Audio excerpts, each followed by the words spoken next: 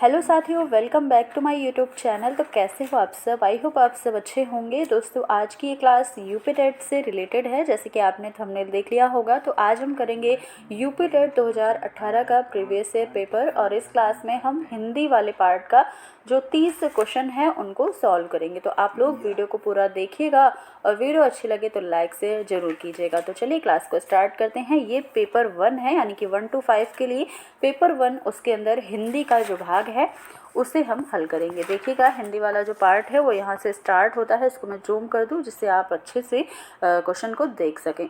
देखिएगा, हिंदी का जो पहला प्रश्न था, क्या था? प्रागैतिहासिक में किस उपसर्ग का प्रयोग हुआ है? ऑप्शन दिया गया है प्रा, ऑप्शन बी है प्राग, प्राग और प्रागैति। कौन सा उपसर्ग लगा है प्रागैतिहासिक में? तो इसमें आपको दिख रहा होगा प्राग उपसर्ग लगा है, यानी कि ऑप्शन बी बिल्कुल सही है, प्राग उपसर्ग दिया गया है। तो यहाँ पर आंसर आपको पता चल गया। अगला प्रश्न क्या है? अगला प्रश्न है, तुलसीदास किसकी कविता है? हरिवंश राय बच्चन, मुक्तिबोध, अज्ञेय या फिर सूर्यकांत त्रिपाठी निराला। तुलसीदास किसकी रचना है? तो तुलसीदास जो रचना है ये सूर्यकांत त्रिपाठी निराला जी की रचना है। ऑप्शन नंबर डी बिल्कुल सही है। और इसकी रचना कब हुई थी? 1938 में इसकी रचना हुई थी। और इनकी और भी कई सारी कृतियां हैं निराला जी की, जैसे कि अनामिका, परिमल, गीतिका और एक अड़िमा। तो ये सारे भी आपको याद रखना है। ऑप्शन हमारा ऑप्शन नंबर डी सही हो जाएगा। अगला क्वेश्चन है, बहिष्कार का संधि विच्छेद क्या है? ऑप्शन है बही धनकार, बही धन शकार, बहिष धन अकार या फिर बहिर्धनकार। बहिष्कार का संधि विच्छेद अगर हम करेंगे तो क्या बन जाएगा? बन जाएगा बही धनकार, यानी कि यहाँ पर विसर्ग संधि होगी, बही धनकार। ऑप्शन नंबर यहाँ पर कौन सा हो जाएगा? ए बिल्कुल सही हो जाएगा। अगला प्रश्न है, वैदेही वनवास किसकी रचना है? मैथिली शरण गुप्त, अयोध्या सिंह उपाध्याय, हरिऔध, रामधारी सिंह दिनकर या फिर श्रीधर पाठक। वैदेही वनवास जो रचना है ये अयोध्या सिंह उपाध्याय, हरिऔध के द्वारा लिखी गई है। तो ऑप्शन नंबर बी बिल्कुल सही हो जाएगा। जबकि मैथिली शरण गुप्त, रामधारी सिंह दिनकर, श्रीधर पाठक, इनके द्वारा जो लिखी गई रचनाएं हैं उसे भी आपको पढ़कर जाना है। इनकी और भी रचनाएं आप बता सकते हैं, जैसे वैदेही वनवास तो है ही, साथ ही पारिजात, रस कलश और साथ ही और भी कई सारे, जैसे ठेठ, हिंदी का ठाठ, प्रिय प्रवास, कवि सम्राट, इस तरीके की और भी रचनाएं आप याद रख सकते हैं और क्वेश्चन आने की पूरी संभावना होती है। अगला प्रश्न क्या है? निम्न में से पुल्लिंग शब्द का चयन करना है। पखावज, पहिया, लिखावट या मझधार। किस शब्द में पुल्लिंग कौन सा शब्द है ये आपको बताना है। आप इसको सेंटेंस में प्रयोग करके भी देख सकते हैं। पहिया जो है ये क्या है? ये पुल्लिंग है। तो ऑप्शन नंबर बी बिल्कुल सही हो जाएगा। यहाँ पर क्या बताना था? पुल्लिंग ही बताना है। जबकि लिखावट क्या होती है? लिखावट अच्छी होती है। कोई ये तो नहीं बोलता कि लिखावट अच्छा है। तो इस तरीके से पुल्लिंग या स्त्रीलिंग आपको पहचानना बहुत ही आसान है, वाक्य प्रयोग करके देख सकते हैं। अगला देखिए, यहाँ पर एक गद्यांश दिया गया है। तो गद्यांश आपको सबसे पहले वीडियो को पॉज करके पूरा गद्यांश पढ़ लेना है, उसके बाद आंसर करना है। तो 2 से 3 क्वेश्चन यहाँ पर होते हैं, गद्यांश से भी पूछे जाते हैं। देखिएगा, ये गद्यांश आई होप आप सबने पढ़ लिया होगा। वीडियो को पॉज करके पहले गद्यांश पढ़ लीजिएगा, उसके बाद जो क्वेश्चन होगा, देखिए, संप्रेषण कला क्या नहीं है ये पूछा गया है। ऑप्शन है प्रभावशाली भाषा, अलंकरण, आत्मविश्वास, विचारों और भावनाओं को व्यक्त करना। संप्रेषण कला क्या नहीं है ये पूछा गया है। और अगर आपने पैसेज अच्छे से पढ़ लिया है तो आंसर भी आप कर पाएंगे। आंसर हो जाएगा अलंकरण नहीं है। ऑप्शन नंबर बी बिल्कुल सही आंसर होगा। अगला प्रश्न है, संप्रेषण कला का विकास किससे होता है? अनायास से, अभ्यास से, भाषण से या फिर विषय की अच्छी पकड़ से। संप्रेषण कला का विकास जो है ये अभ्यास के द्वारा होता है। और आपने अच्छे से यहाँ पर पढ़ा है, अगर देखिए पैसेज में ऊपर ही दिया गया है, संप्रेषण कला का विकास जो है वो किससे होता है? अभ्यास से होता है, जो निरंतर अभ्यास से निखारी जा सकती है। ये लाइन आप पैसेज में भी देख सकते हैं। तो इस तरीके से हमारा जो आंसर है वो क्या हो जाएगा? ऑप्शन नंबर बी हो जाएगा। अगला प्रश्न है, निम्न में से संयुक्त व्यंजन कौन सा नहीं है? तो इस प्रश्न का आंसर करने के लिए तो आई होप आप सबको कोई पैसेज पढ़ने की आवश्यकता भी नहीं थी। तो ये प्रश्न क्या है? संयुक्त व्यंजन कौन सा नहीं है ये बताना है। संयुक्त व्यंजन कौन कौन से होते हैं ये आपको पता होगा तो आंसर आप कर पाएंगे। त्रा, छा, या फिर ज्ञा। तो आंसर हमारा क्या हो जाएगा, आंसर हमारा या हो जाएगा। ऑप्शन नंबर बी बिल्कुल सही हो जाएगा। या क्या है, अंतःस्थ व्यंजन है, संयुक्त व्यंजन नहीं है। अगला प्रश्न है, मृत्युंजय पद में कौन सा समास है, बहुव्रीहि, द्विगु, कर्मधारय या फिर द्वंद्व। मृत्युंजय में बताना है जिसमें बहुव्रीहि समास है, तो ऑप्शन नंबर ए बिल्कुल सही हो जाएगा। इसका समास विग्रह क्या होगा, मृत्युंजय का जो समास विग्रह है मृत्युंजय का हो जाएगा मृत्यु पर विजय प्राप्त करने वाला, अर्थात शिव जी। तो ये आंसर हमारा ऑप्शन नंबर ए है। अगला प्रश्न है, अलंकार में किस उपसर्ग का प्रयोग हुआ है, अलन, अल या फिर अलम। अलंकार में जो उपसर्ग लगा है वो अलम लगा है, यानी कि ऑप्शन नंबर डी बिल्कुल सही है। अलम धन कार क्या हो जाता है, अलंकार हो जाता है। और इसमें जो अलम का शाब्दिक अर्थ क्या होता है, तो अलम का शाब्दिक अर्थ भूषण होता है, ये भी आपको ध्यान रखना है। अगला प्रश्न है, यह पुस्तक किसकी है में रेखांकित शब्द का पद परिचय आपको बताना है। तो यहाँ पर यह में रेखांकित तो किया नहीं गया है, वैसे मैं आपको बता दूं यह पर रेखा है, तो ये बताना है यह क्या है, गुणवाचक विशेषण है या फिर एक वचन और गुणवाचक विशेषण है, या फिर सार्वनामिक विशेषण एक वचन स्त्रीलिंग है, सर्वनाम एक वचन स्त्रीलिंग है, या संबोधन और अव्यय है। बताइएगा क्या है। यह पर रेखा की गई है, तो ये क्या सर्वनामिक विशेषण है, एक वचन और स्त्रीलिंग है, तो ऑप्शन नंबर बी बिल्कुल सही है। अगला प्रश्न देखेंगे। अगला प्रश्न कहता है, विश्लेषण शब्द का विलोम क्या होगा, व्याख्या, विवेचन, संश्लेषण या फिर विभाजित। विश्लेषण का जो विलोम होता है वो संश्लेषण होता है, ऑप्शन नंबर सी बिल्कुल सही हो जाएगा। अगला प्रश्न है, जिनका उच्चारण ऊपर के दांतों पर जीभ लगाने से होता है उन्हें क्या कहा जाता है, मूर्धन्य, कंठ, दंत या फिर अनुनासिक।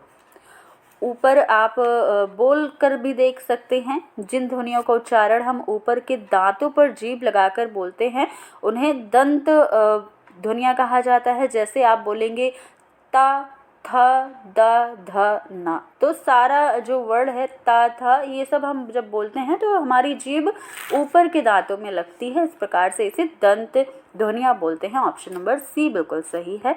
अगला प्रश्न, निम्नलिखित में से ऊष्म व्यंजन कौन सा है। ये तो काफ़ी इजी सा प्रश्न है, चा, छा, जा भी नहीं है। यहाँ पर आंसर हमारा डायरेक्ट आप करिएगा, ऑप्शन नंबर बी, श, स, श। ऊष्मा निकलती है, इसको बोलते हुए आप बोलकर देखेंगे, श, श, श, ह। ऊष्मा निकलती है, इसलिए इसे हम ऊष्म व्यंजन के नाम से जानते हैं। अगला प्रश्न है, अत्यधिक का विलोम क्या होगा, अनधिगत, अत्यल्प, अत्याधिक या फिर अनधीन। बताइएगा अत्यधिक का विलोम क्या होगा, तो यहाँ पर हमारा आंसर हो जाएगा अत्यल्प, ऑप्शन नंबर बी बिल्कुल सही है। इसी के साथ अगला प्रश्न है, रित का विलोम क्या है, विकीर्ण, अनरित, वक्र या फिर अनैक्य। रित का विलोम अनरित होता है, तो ऑप्शन नंबर बी सही है। अगला प्रश्न है, संकल्प शब्द में उपसर्ग बताना है, शन, शम, शक या फिर संक। उपसर्ग प्रत्यय से प्रश्न जरूर पूछे जाते हैं यूपी टेट के एग्जाम में, तो आप उपसर्ग प्रत्यय अच्छे से कर जाएंगे। संकल्प में बताइएगा कि कौन सा उपसर्ग लगा है, संकल्प में शम उपसर्ग लगा है, ऑप्शन नंबर बी सही हो जाएगा। अगला प्रश्न है, मुझसे खड़ा भी नहीं हुआ जाता, इस वाक्य का वाच्य क्या है, कर्तवाच्य है, भाववाच्य में वाक्य है, कर्मवाच्य या फिर अन्य कोई है। तो मुझसे खड़ा भी नहीं हुआ जाता, यहाँ पर आपको भाव दिख रहा होगा, तो क्या है, भाववाच्य हो जाएगा, ऑप्शन नंबर बी सही है। अगला प्रश्न है, तद्भव और तत्सम का कौन सा मेल गलत है, लुनाई, लावण्यता, लौंग, लवंग, आंत और आंत्र, आयशु, आदेश। तद्भव तत्सम बताना है, तो बताइएगा यहाँ पर गलत कौन सा है। देखिए गलत जो है वो बी और सी दोनों है, लौंग और लवंग, और साथ ही ए और बी यहाँ पर गलत है, लुनाई और लावण्यता, और आंत और आंत्र, ये यहाँ पर मुझे गलत दिख रहा है। तो तद्भव तत्सम, इसमें दो ऑप्शन है वो गलत है। लावण्यता का अर्थ सुंदर होता है, जबकि लुनाई का तत्सम लवणता होगा, तो इस तरीके से ये गलत है, तो ये आप ध्यान रखिएगा। तो अगला प्रश्न देखिए, इसका आंसर तो आपको पता चल गया, दो ऑप्शन सही थे। अगला क्वेश्चन है, लेखक और उनकी रचना का कौन सा जोड़ा गलत है? स्कंदगुप्त लक्ष्मी नारायण मिश्र, संस्कृति के 4 अध्याय रामधारी सिंह दिनकर, रसज्ञ रंजन आचार्य महावीर प्रसाद द्विवेदी, अशोक के फूल आचार्य हजारी प्रसाद द्विवेदी। बताइएगा कौन सा जोड़ा गलत है रचना और उनके लेखकों में? तो यहाँ पर स्कंदगुप्त जो है ये रचना जयशंकर प्रसाद की है, ना कि लक्ष्मी नारायण मिश्र की। तो ऑप्शन नंबर ए बिल्कुल सही हो जाएगा। अब देखिए अगला प्रश्न क्या कहता है, कवि और उनकी रचना। तो रचना और लेखक का भी प्रश्न कई सारे पूछे जा रहे हैं, जैसे कि आप देख भी पा रहे हैं। तो 2018 की यूपी टेट में कई सारे क्वेश्चन आए थे रचना और लेखक से। प्रश्न क्या है, कवि और उनकी रचना का कौन सा जोड़ा सही नहीं है, यानी कि गलत ही बताना है। परिमल जो कि सूर्यकांत त्रिपाठी निराला को बताया गया है, शिवराज भूषण भूषण की है, शब्द रसायन देव की है, उद्धव शतक भारतेंदु हरिश्चंद्र की है। बताइए कौन सा गलत है? तो उद्धव शतक ये जगन्नाथ दास रत्नाकर की रचना है, ना कि भारतेंदु हरिश्चंद्र की। तो ऑप्शन नंबर डी बिल्कुल सही हो जाएगा। अगला प्रश्न फिर से कृति आपको बतानी है, लेखक और उनकी कृतियों में कौन सा गलत है? आर्यों का आदिदेश डॉक्टर शंपूर्णानंद, वोल्गा से गंगा राहुल सांकृत्यायन, सूरज का 7वां घोड़ा धर्मवीर भारती, दर्शन दिग्दर्शन रामचंद्र शुक्ल। कौन सा गलत है ये आपको बताना है। तो दर्शन दिग्दर्शन ये जो कृति है ये बताइएगा, ये राहुल सांकृत्यायन की है, ना कि रामचंद्र शुक्ल की। तो ऑप्शन नंबर डी बिल्कुल सही हो जाएगा। अगला प्रश्न विराम चिन्ह से पूछा गया है, विराम चिन्ह की दृष्टि से कौन सा गलत वाक्य है? हाँ मेरा यही विचार है, वह ईमानदार परिश्रमी कर्मठ और मृदुभाषी है, उसके पास धन वैभव नौकर चाकर आदि सभी कुछ था। आप हमारे घर आना चाहते हैं तो आइए, ठहरना चाहते हैं तो ठहरिए। अब बताइए कौन सा वाक्य गलत लिखा है? तो यहाँ पर लिखा है हाँ मेरा यही विचार है। देखिए हाँ के बाद क्या होना चाहिए था? कॉमा होना चाहिए था। इस तरीके से ऑप्शन ए सही हो जाएगा। अगला प्रश्न है, कौन सा शब्द भिन्न अर्थ और प्रकृति का है? सनातन, निरंतन। 2 ऑप्शन और आपको यहाँ पर मिल जाएंगे। कौन कौन से? तो शाश्वत और अधुनातन। क्वेश्चन एक बार फिर से सुन लीजिएगा, कौन सा शब्द जो है भिन्न अर्थ और प्रकृति का है? तो इसमें अधुनातन शब्द जो है इसका अर्थ होता है आज तक का घटित काल, जबकि अन्य जो 3 शब्द थे क्या थे? चिरंतन, शाश्वत और सनातन। ये तीनों शब्द का अर्थ क्या है? इसका मतलब होता है लंबे समय से चले आ रहे सतत कालखंड।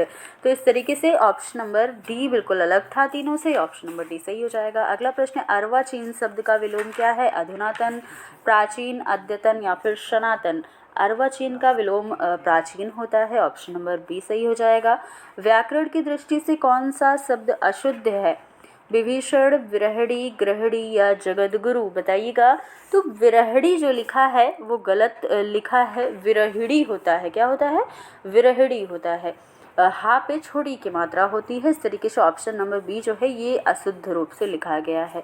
अगला प्रश्न, निम्न में से कौन सा युग्म गलत है? मुट्ठी गर्म करना मतलब रिश्वत देना, लुटिया डूबना मतलब सारा काम चौपट होना, सब्ज बाग दिखलाना मतलब हरा भरा करना, माई का लाल होना मतलब साहसी व्यक्ति होना। बताइएगा कौन सा गलत है?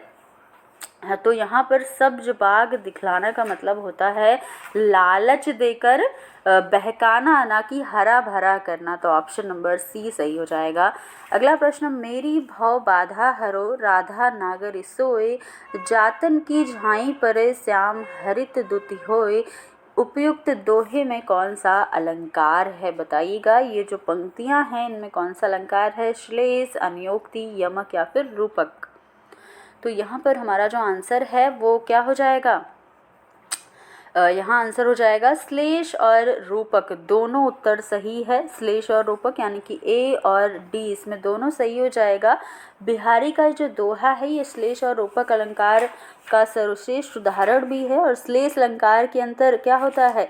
शब्द का एक ही अर्थ होता है जो 2 या 2 से अधिक पक्षों में लागू होता है तथा उनके पर्यायवाची शब्दों के प्रयुक्त होने पर भी ये अर्थ अपरिवर्तित ही रहते हैं। तो इस तरीके से 2 ऑप्शन सही हैं और आयोग ने भी 2 ऑप्शन ही सही माने हैं। तो इसका जो एक मार्क्स था वो एक्स्ट्रा बच्चों को मिल गया था। अगला प्रश्न देखिएगा, गौशाला में कौन सा समास है? बहुब्रीहि, तत्पुरुष, द्वंद्व या फिर द्विगु। गौशाला गौशाला में तत्पुरुष समास है, गौ के लिए शाला, इसका विग्रह करेंगे तो क्या हो जाएगा, गाय के लिए शाला यानी कि स्थान। तो ऑप्शन नंबर कौन सा सही होगा, तत्पुरुष, ऑप्शन नंबर बी। अगला प्रश्न है जो कि आज का लास्ट प्रश्न होगा, 30 ही प्रश्न पूछे जाते हैं तो 30 में से हमने 30 कर लिया है। लास्ट होगा, देशभक्ति में कौन सा समास है, बताइएगा। द्वंद्व, कर्मधारय, तत्पुरुष, द्वंद्व, कर्मधारय और द्विगु।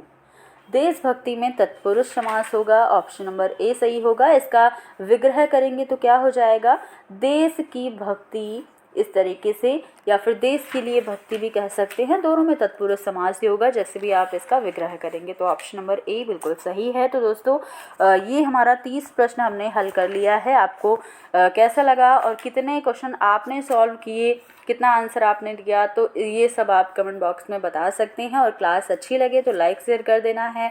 साथ ही चैनल पर नए हो तो चैनल को भी सब्सक्राइब करके जाना है। फिर से मिलेंगे अगली वीडियो में, तब तक के लिए धन्यवाद।